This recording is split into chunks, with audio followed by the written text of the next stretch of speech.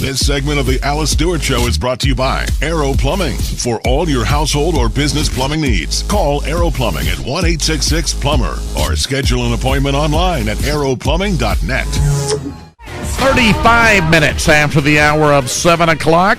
We'll keep you up to date on the traffic, so stay right here on Fox News Radio 96.5 FM, The Voice, and watch out for fog in places this morning as you drive around. We are pleased to have for our entire hour Congressman Steve Womack from the 3rd Congressional District. Congressman, 3rd District, you know, and I was first covering politics coming up in Arkansas. That was kind of considered the token Republican district all those years with John Paul Hammerschmidt, the district you now serve in. From the end of 2010 to the start of 2013, we went from a congressional delegation that was 5-1 Democratic to one that was 5-1 Republican. If you step back and just look at those last two cycles in the big scope of Arkansas history, it's really kind of breathtaking, isn't it, the sudden change we've gone through politically in the state of Arkansas? Well, the knee-jerk reaction is, what happened? How could it go 5-1 to 5-1?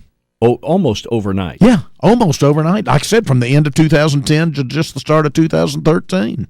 But if you do take a step back and just kind of let the dust settle, makes a lot of sense.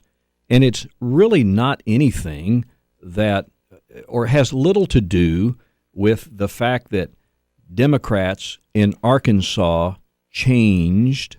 It had a lot to do with what was happening at the national party level. The Democrat Party at the national level was quickly moving as far left as it could go. And I see it in Congress. You know, the Pelosi-led very progressive agenda.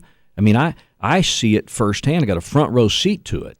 And Arkansans have really not changed who they are, but the national party on the other side has basically left them, and that's why I speculate. And I'm one guy with an opinion, just like anybody else. It's a pretty educated opinion, I must admit. I just think that Arkansans haven't changed, but they are not going to let a national party agenda change what they think.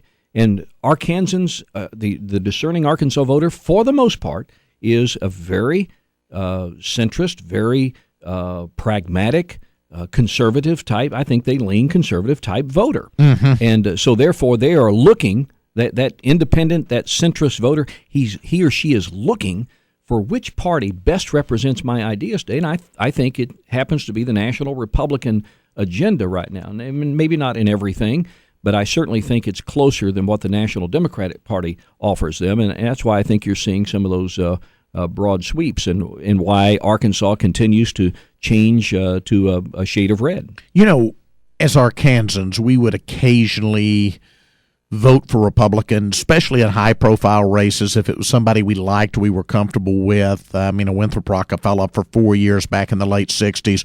Mike Huckabee, of course, 10.5 years as governor, third longest-serving governor. So you would go there, presidential races, you average Arkansas voter, you would go Republican, and then down ballots, you would go back to your old family roots and go Democrat, Democrat, Democrat, Democrat. Seems to me that Republican voters, even those in East Arkansas and South Arkansas now, are going Republican, Republican, Republican, Republican when they go down that ballot. I think it goes back to the point I just made, is that they just feel like that the national party agenda of the party that they have called home for generations has moved beyond what their level of tolerance happens to be. And let's not leave Mike Beebe out of this. If you remember, back in 2012, or 2010, when his last reelection was 2010, absolutely. 2010, I think Mike carried every single county. I believe that's right. In the state of Arkansas. I believe against Jim Keat. In a race that was clearly a wave for Republicans. So the Arkansas voter continues to look at the individual, and if they like the individual needs to be likable, and then have some party credentials that kind of bring them close to home in terms of the values and what the discerning voter expects out of them. So I just think that Arkansas has not changed a tremendous amount in terms of its political thinking and its expectations, but I do think the national parties have affected it. We were talking with several guests in the first hour before you arrived. It certainly seems like here in Arkansas, but also across the country as we enter the final 2 weeks of this campaign, that independent voters are starting to really break Republican now, and that it's going to be a very good way for the GOP 2 weeks from today. Yeah, I think they've basically been kind of in the discerning voter, that independent voter has been up there toward the front, kind of keeping their eyes peeled for what signs that they may get that give them an opportunity to break. But I have long said that they will break toward the party that they feel like best represents the values that they espouse. Mm-hmm. And to me, the Republican Party best does that. But let me say this, Rex. Got to be careful here, because I have said this to Republican leadership.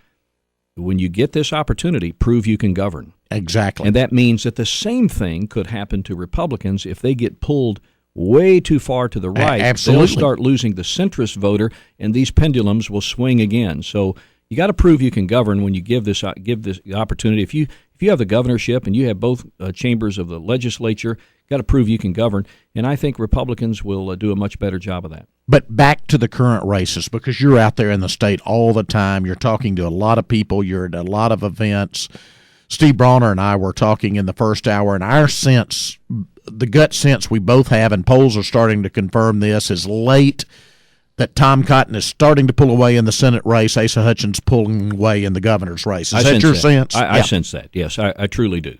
Yeah. And I think it bodes well for both of those candidacies. And then I think it bodes pretty well, as you mentioned a minute ago, down the ballot. You start looking at some of those other constitutional offices. I think this is shaping up nicely to be a very good year for Republicans. All right, Congressman, stay with us. We've got another segment to go. This segment of the Alice Stewart Show brought to you by Era Plumbing. For all of your household or business plumbing needs, call Era Plumbing at 1-866-PLUMBER. That's 1-866-PLUMBER. Or schedule an appointment online at aeroplumbing.net. Again, that is aeroplumbing.net.